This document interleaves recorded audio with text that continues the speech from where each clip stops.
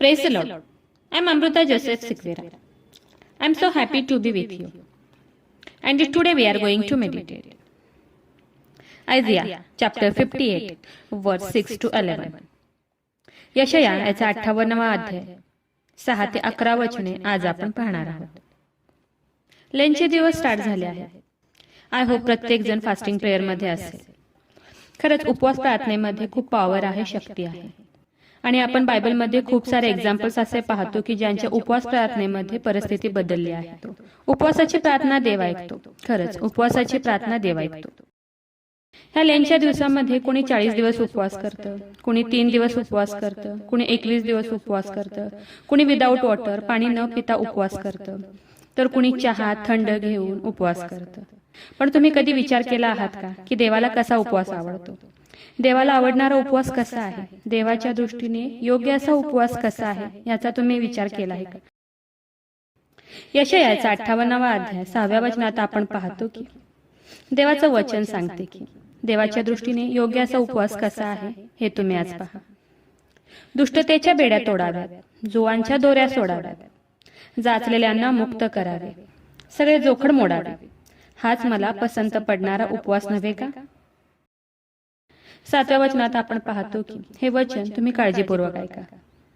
तू आपले अन्न भुकेलास वाटावे, तू लाचारांना निराश्रितांना आपल्या घरी न्यावे, उघडा दृष्टीस पडल्यास त्याला वस्त्रे द्यावे, तू आपल्या बांधवाला तोंड फिरवू नये. हाच तो उपवास नव्हे काय? देवाचं वचन सरळ सरळ काय म्हणते की हा तो उपवास नव्हे काय? म्हणजे हा उपवास देवाला आवडतो. असा उपवास करणे म्हणजे उपवास आहे. आपण काय करतो की आपण उपवास करतो आणि आपल्या सर्व मागण्या त्या उपवासात आपण देवासमोर मांडतो. आपल्या सर्व अडचणी, आपले सर्व प्रॉब्लेम्स, आपल्या सर्व गोष्टी आपण रडून रडून देवाला सांगतो. पण त्यात काही वाईट नाही. आपण आपल्या गोष्टी, आपल्या मागण्या देवाला नाही सांगणार तर कुणाला सांगणार? आणि आपल्याला देवाशिवाय या जगात आहे तरी कोण? आपण देवाला मागणं, रडून देवाला सांगणं हे गरजेचंच आहे. कारण की देवाने सांगितलं आहे, मागा म्हणजे मिळेल. पण ह्या वचनाकडे आज तुम्ही लक्ष द्या आणि विश्वास ठेवा की तुमच्या सर्व इच्छा ऑटोमॅटिकली पूर्ण होतील. पुढे 8व्या वचनात आपण पाहतो की खूप सारे आशीर्वाद देवाने ह्या वचनात दिले आहेत. खूप केअरफुली हे वचन ऐका. असं करशील तर तुझा प्रकाश प्रभातेसारखा फाकेल, तुझी जखम बरी होईल. कधी? असे करशील तर, म्हणजे असा उपवास करशील तर परमेश्वराचे गौरव तुझा पाठीराखा होईल. 9व्या वचनात आपण पाहतो की देवाचं वचन काय सांगते की तेव्हा तू हाक मारशील तो मी ऐकेल. वचन काय सांगते की तेव्हा तू हाक मारशील. केव्हा? जेव्हा असं करून, असा उपवास करून, जेव्हा असं देवाला खुश करून, जेव्हा तू देवाला हाक मारशील तेव्हा मी ऐकेल. तू धावा करशील तेव्हा मी म्हणेल हा मी आहे. ओ माय गॉड, वचन काय सांगतं? तू जेव्हा धावा करशील तेव्हा काय म्हणेन मी? हा मी आहे. पुढे 10व्या वचनात आपण पाहतो की जर तू आपल्या जीवाला इष्ट ते भुकेल्यांना देशील. काय देशील? जे तुझ्या जीवाला इष्ट वाटतं, जे तुझ्या जीवाला चांगलं वाटतं, जे तुला आवडतं ते जर तू भुकेल्यांना देशील, दुःखग्रस्त जीवांना तृप्त करशील, तर तुझा प्रकाश अंधकारात झळकेल. निबिड अंधकार तुला मध्यान्हाचे तेज होईल. ह्या वचनातून देवाने आपल्याला किती आशीर्वाद दिले आहेत हे तुम्ही पहा. निबिड अंधकार तुला मध्यान्हाचे तेज होईल. परमेश्वर तुला सततचा मार्गदर्शक होईल.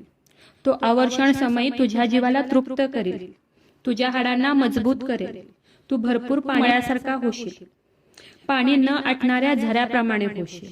ओ माय गॉड, खरंच खरंच खरंच किती आशीर्वादित हे वचन आहे. खरंच ज्यावेळेस आपण देवाच्या वचनाप्रमाणे वागतो, त्याच्या इच्छेप्रमाणे चालतो, देवाचं वचन जेव्हा आपण फॉलो करतो तेव्हा हे सगळे आशीर्वाद आपल्याला मिळतात. पुन्हा एकदा हे वचन मी रिपीट करते.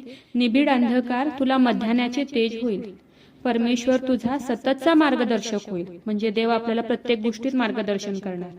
तो आवर्षण समयी तुझ्या जीवाला तृप्त करील, तुझ्या हाडांना तो मजबूत करील.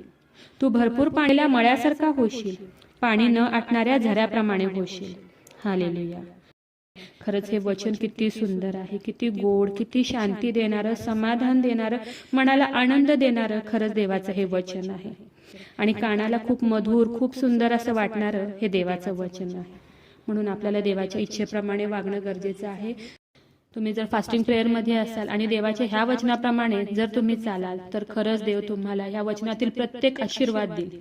आणि मला वाटते की फास्टिंग प्रेयरमध्येच आपण गरिबाला जेवण द्यावं, दुःखग्रस्त जीवांना तृप्त करावं, निराश्रितांना आपल्या घरी आणावं. फास्टिंग प्रेयरमध्येच करू नये तर आपण एनी टाइम आपल्या 365 दिवसामध्ये हे आपण सतत करत राहिलं पाहिजे. आपल्याकडनं जेवढं होईल तेवढं आपण गरिबांना देत राहिलं पाहिजे. कारण आपल्याला देवाने घेणारं बनवलं नाही तर देणारं बनवलं आहे. खरंच आपण खूप आशीर्वादित आहोत. खरंच आपण खूप ब्लेस्ड आहोत. कारण की जिवंत बाप आपल्याकडे आहे, जिवंत राजा आपल्याकडे आहे आणि तो आपल्याला वचनाद्वारे सतत शहाणं करतो. प्रत्येक वचनाद्वारे आपल्याला तो गाईड करतो. कसं वागायचं कसं नाही हे सगळं देव आपल्याला शिकवतो. खरंच आपण खूप लकी आहे. खरंच आपलं खूप मोठं प्रिव्हिलेज आहे की आपला बाप तो आहे. तर चला ह्या वचनावर विश्वास ठेवूया आणि त्याच्या वचनाला क्लेम करूया आणि ह्या वचनाप्रमाणे आपण वागूया. आणि मी रिक्वेस्ट करते की हे जिवंत वचन आज तुम्ही प्रत्येकापर्यंत शेअर करा. तुम्हाला जेवढं पॉसिबल आहे त्या प्रत्येकापर्यंत देवाचं हे जिवंत वचन तुम्ही शेअर करा. देव तुम्हाला खूप खूप आशीर्वादित करो. शाल वी प्रे. हालेलुया. स्तुतीस पात्र, स्तुतीस योग्य देवा, धन्यवाद देते. हात उंच करून तुझी स्तुती, तुझं गौरव करते येशूराजा. तुझ्या नावाला मान, महिमा, गौरव आता आणि सदा सर्व काळ असू दे येशूराजा. सुंदर अशा दिवसासाठी मी मनापासून तुझे आभार मानते. सुंदर असं गोड प्रॉमिस प्रभू येशूपा तू आज आम्हाला दिलं, उपकार मानते येशूराजा. हो येशूराजा, आज तुझ्या वचनाप्रमाणे वागायला शिकव. आज तुझ्या वचनाप्रमाणे तू आज आम्हाला चालायला शिकव येशूराजा. आग्रहाची विनंती करत आहे प्रभू येशूपा, जेवढ्याने तुझी आजची आज प्रार्थना ऐकली आहे, तुझ्या वचनावर विश्वास ठेवले, जेवढे जण आज प्रेयर फास्टिंग मध्ये आहेत त्या प्रत्येकाला तू आज आशीर्वादित कर प्रभू येशूपा. आणि हो येशूराजा, तुझ्या वचनाप्रमाणे चालण्यास, तुझ्या वचनाप्रमाणे वागण्यास तू त्यांना शिकव. आणि आज देव बाप्पा, जेवढे तू वचन दिले त्या वचनातील प्रत्येक आशीर्वाद प्रभू येशूपा तू त्यांना आज दे प्रभू येशूपा. खरंच माझा विश्वास आहे येशूराजा की तू माझी प्रार्थना ऐकलेली. आय प्रे in the name of Jesus. Amen.